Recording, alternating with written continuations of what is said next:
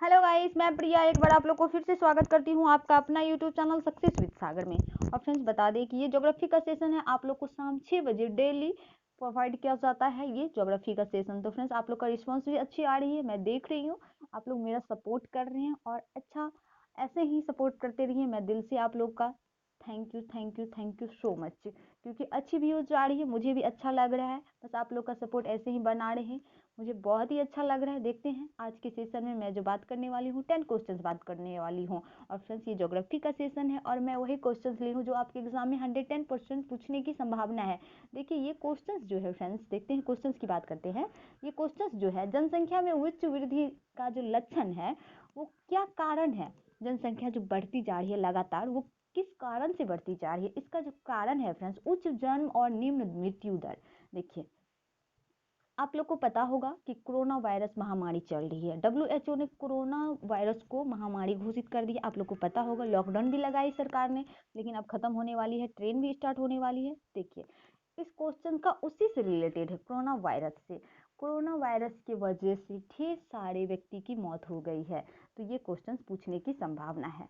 तो देखिए इसका मैं एक्सप्लेनेशन कर देती हूँ। जनसंख्या में उच्च वृद्धि जनांकीय संक्रमण सिद्धांत की द्वितीय अवस्था से संबंधित है। प्रथम अवस्था में जन्म दर तथा मृत्यु दर दोनों अधिक होती है, जबकि दूसरी अवस्था में स्वास्थ्य शिक्षा आदि क्षेत्र में मूलभूत सुधार करके मृत्यु दर पर नियंत्रण कर लिया जाता है। देखिए मूलभूत रूप से जो है फ्रेंड्स आदमी मृत्यु दर से बचा लेता है पैसा पे इलाज करके अच्छे से, तो वो जो है नियंत्रण कर लिया जाता है, किंतु जन्म दर उच्च बना रहता है। यही स्थिति भारत जैसे देश में जनसंख्या विस्फोट लाने के लिए उत्तरदायी है, जिम्मेदार है। लेकिन देखिए आदमी का मरना भी जरूरी है, लेकिन किस कंडीशन में, जब आदमी का एज हो जाए, अगर वो सारा सुख कर ले, उसे ये ना रहे कि मैंने ये नहीं देखा, मैंने वो नहीं खाया। फ्रेंड्स देखिए सबका इच्छा होता है, अगर किसी बच्चे को माँ बाप पढ़ाते हैं तो उसका भी मन होता है कि मेरा बेटा मेरे लिए कुछ करे, मेरे लिए ऐसा वैसा ऐसो आराम सब खोजता है, सबको हक है।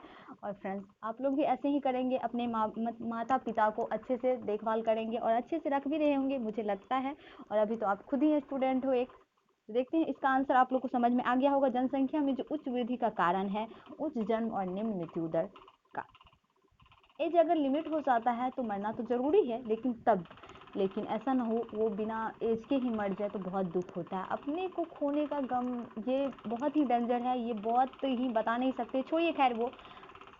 देखते हैं नेक्स्ट क्वेश्चन। व्यापार की दृष्टि से सर्वाधिक व्यस्त महासागर है, ये जो है फ्रेंड्स अटलांटिक महासागर है।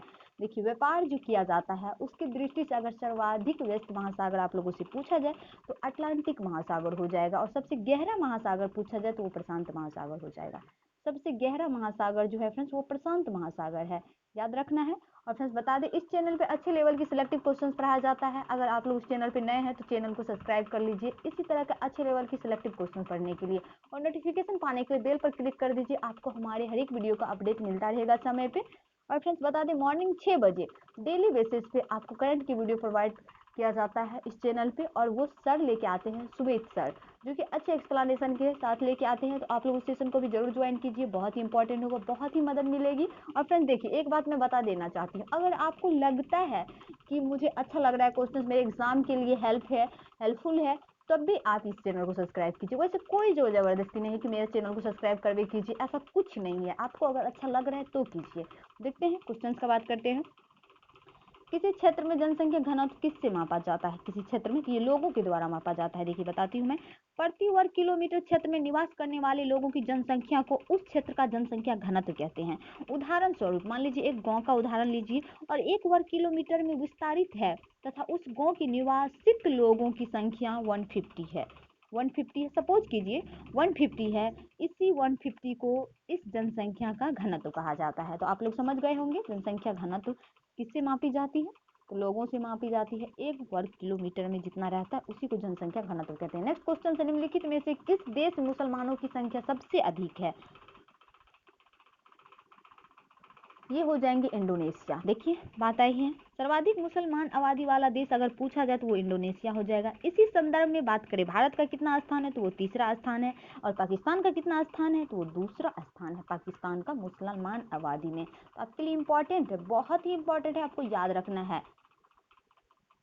नेक्स्ट क्वेश्चन है, संसार में रेलों की सबसे बड़े जाल वाला देश है, सबसे बड़े जाल वाला देश जो है फ्रेंड्स यूएस है, यूएस है। आपको आपको याद रखना है, बहुत ही इंपॉर्टेंट है। नेक्स्ट क्वेश्चन है, वन्य जीव के कल्याण के लिए आरक्षित क्षेत्र को क्या कहा जाता है? क्या कहा जाता है? ये देखिए टाइपिंग एरर है बस, लेकिन आप लोग इसे इग्नोर करेंगे। टाइपिंग से क्या है, मैं तो क्वेश्चंस बता रही हूँ ना। वन्य जीव के कल्याण के लिए आरक्षित क्षेत्र को क्या कहा जाता है? बस आप लोग मुझे सपोर्ट करते रहिए, आपकी सपोर्ट के बिना मैं कुछ नहीं हूँ, ये चैनल कुछ नहीं है। ये जो हो जाएंगे अभय वन कहा जाता है, अभय वन कहा जाता है, आपको याद रखना है। नेक्स्ट क्वेश्चन है, अपने प्राकृतिक परिवेश में वन्य जीव के लिए कानूनी तौर पर आधारित क्षेत्र है। ये जो है फ्रेंड्स नेशनल पार्क है, आधारित क्षेत्र जो है नेशनल पार्क है, बहुत ही इंपॉर्टेंट है, आपको याद रखना है। बढ़ते हैं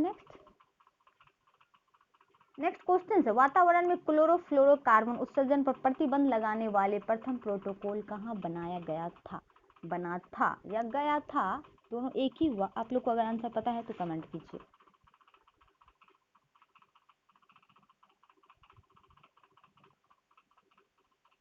ये जो बनाया गया था फ्रेंड्स मॉन्ट्रियल में। मैं बता दूं कि वन्य जीव के कल्याण के लिए आरक्षित क्षेत्र जो कहा जाता है फ्रेंड्स, वो अभय वन को कहा जाता है। देखिए मैं बताती हूँ, वन्य प्राणियों या वन्य जीवों के कल्याण के लिए आरक्षित क्षेत्र को अभय वन या अभयारण्य कहते हैं। तो आपको याद रखना है, अभय वन और अभयारण्य में कंफ्यूज नहीं होना है। इसी समय भारत में 500 से अधिक वन्य जीव अभयारण्य है। राष्ट्रीय उद्यान की सीमा रेखा जो है फ्रेंड्स विधान से परिभाषित होती है, और जीव आरक्षित क्षेत्र की स्थापना जैव विविधता और पेड़ पौधे जीव जंतु के सूक्ष्म सूक्ष्मदर्शी उसकी देखभाल के लिए किया जाता है। तो ये भी इंपॉर्टेंट है, आपको याद रखना। और फ्रेंड्स देखिए क्लोरोफ्लोरोकार्बन की बात आई है, तो क्लोरोफ्लोरोकार्बन जो है फ्रेंड्स हमारे ओजोन मंडल को बहुत ही क्षति पहुंचाती है, जिससे हमें कैंसर भी होते हैं। स्किन कैंसर जो होती है फ्रेंड्स, वो मतलब अल्ट्रा वायलेट किरण प्रदान करती है। क्लोरोफ्लोरोकार्बन जो है फ्रेंड्स ओजोन परत को हानि पहुंचाता है, ओजोन परत मनुष्य को पहुंचाता है अल्ट्रा वायलेट किरण से प्रभावित करके। तो आपको याद रखना है। बढ़ते हैं